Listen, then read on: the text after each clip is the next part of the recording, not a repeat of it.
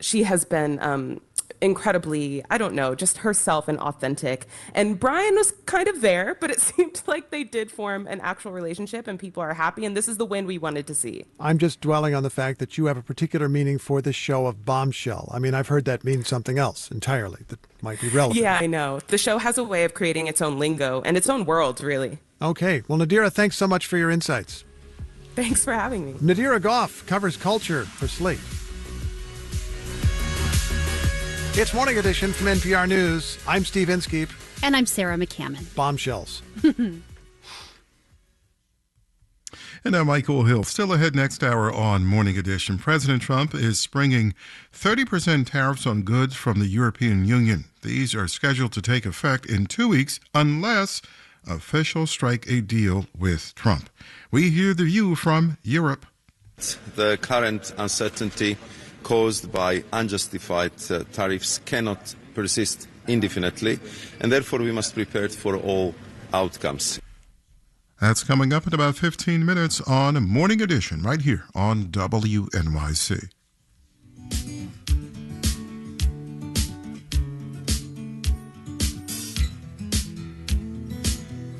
.76 and cloudy right now with a flood watch in Manhattan from 2 to midnight.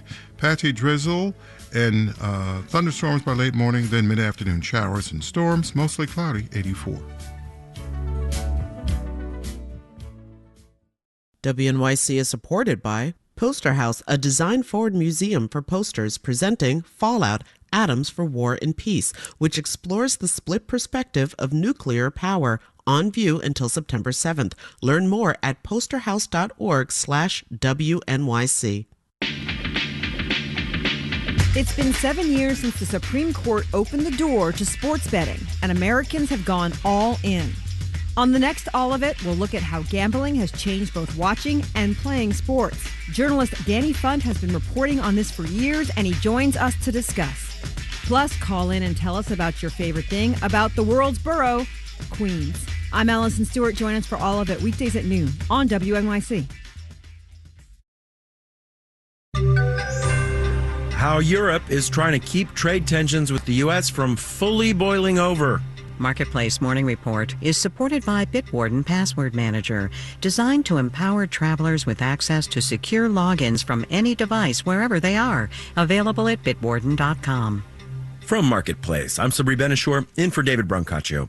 The European Union has decided to delay retaliatory tariffs that were set to take effect today. The EU is hoping to reach a trade deal with the U.S., even as President Trump ratcheted up the pressure over the weekend. Marketplace's Nancy Marshall-Genzer has more. President Trump sent the EU a letter over the weekend threatening to impose 30% tariffs on European exports to the U.S. starting August 1st. The president said if Europe retaliated, the U.S. would raise its tariffs on the EU by the same amount. Brussels did have countermeasures ready to go, but decided to delay them. Italy's foreign minister says the EU has prepared a list to propose tariffs on U.S. products worth about $24 billion. Europe now says they could go into effect on August 1st. Among the U.S. exports that could be tariffed, agricultural products, steel and aluminum products, clothing and shoes. A split is developing among EU members about whether to retaliate. The head of the bloc's International Trade Committee says President Trump broke the trust in trade negotiations. Meanwhile, Brussels is working on trade deals with other countries, including Indonesia, the Philippines, Singapore, Japan, and Vietnam. I'm Nancy Marshall-Genzer for Marketplace. This week, we will get a couple different snapshots of what inflation is doing. The Consumer Price Index, that's at the retail level, and the Producer Price Index, which is what inflation looks like from the perspective of wholesalers. Everyone wants to know, are tariffs going to start showing up in the overall numbers? Because so far, they kind of haven't. But that does not mean tariffs aren't affecting the economy. Christopher Lowe is chief economist at FHN Financial in New York. You know, I think tariffs have, in fact, had a pretty profound effect on the economy. There is plenty of evidence of goods prices being higher, but it's not causing the overall inflation rate to rise. And that is in part because the Fed's running tight policy. Real income growth has slowed down. So as tariffs threaten higher prices, the Federal Reserve tries to tamp down inflation by keeping interest rates higher, but that comes at a cost. It slows down the economy and ultimately slows income growth. A really significant slowdown in income growth means that consumers are forced to make choices. And as a result, tariff price increases in goods have led households to cut back on spending for services. So we might not see tariffs in the overall inflation numbers, but we are seeing slower economic growth, and that can cause pain for households all the same. Effectively, what's happened is tariffs have hurt growth rather than boosting inflation, in part because of the Fed's reluctance to cut.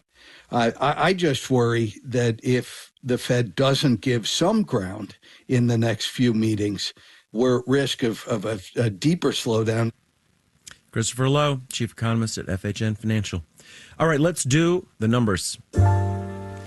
Dow, S&P, and NASDAQ futures are all down about 0.3%. Dow futures down 129 points. The yield on the 10-year Treasury is 4.42%. And a 54-pound rock is going up for auction here in New York at Sotheby's for an estimated $2 to $4 million. It happens to be the largest piece of Mars ever found here on Earth, blown off of Mars by an asteroid, and then it landed in the Sahara, where it was discovered 2 years ago.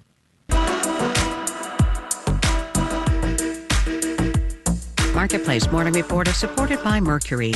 Mercury is a fintech dedicated to helping businesses protect their money and power their financial workflows. Mercury, powerful banking, simplified finances. More at mercury.com.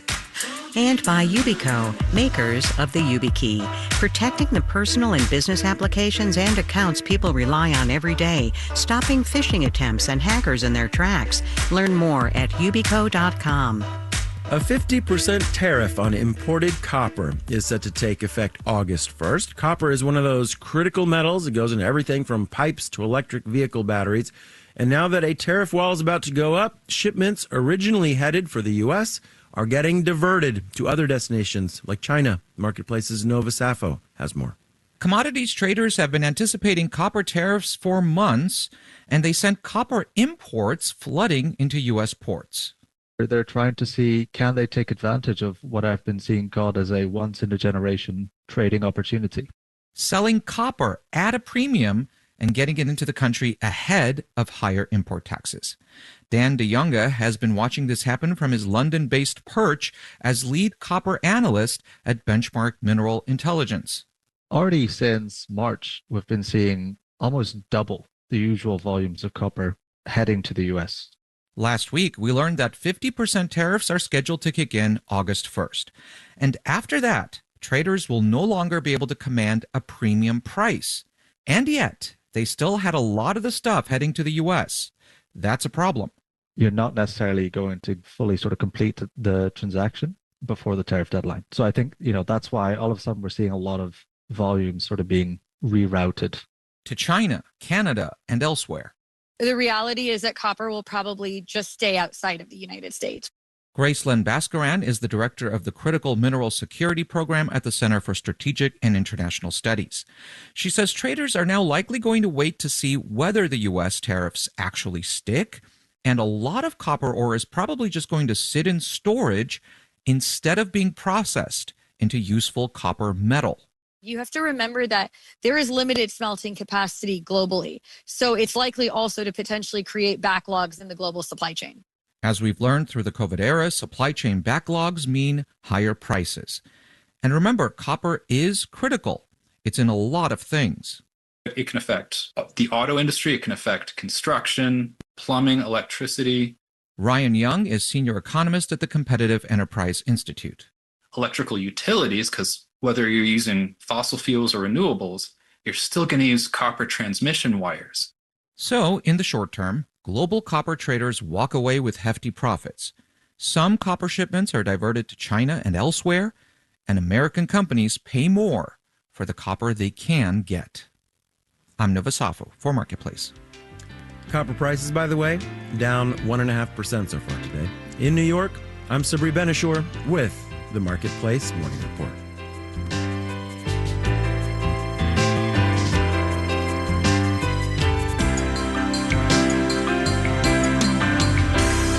From APM, American Public Media. WNYC's health coverage is supported by the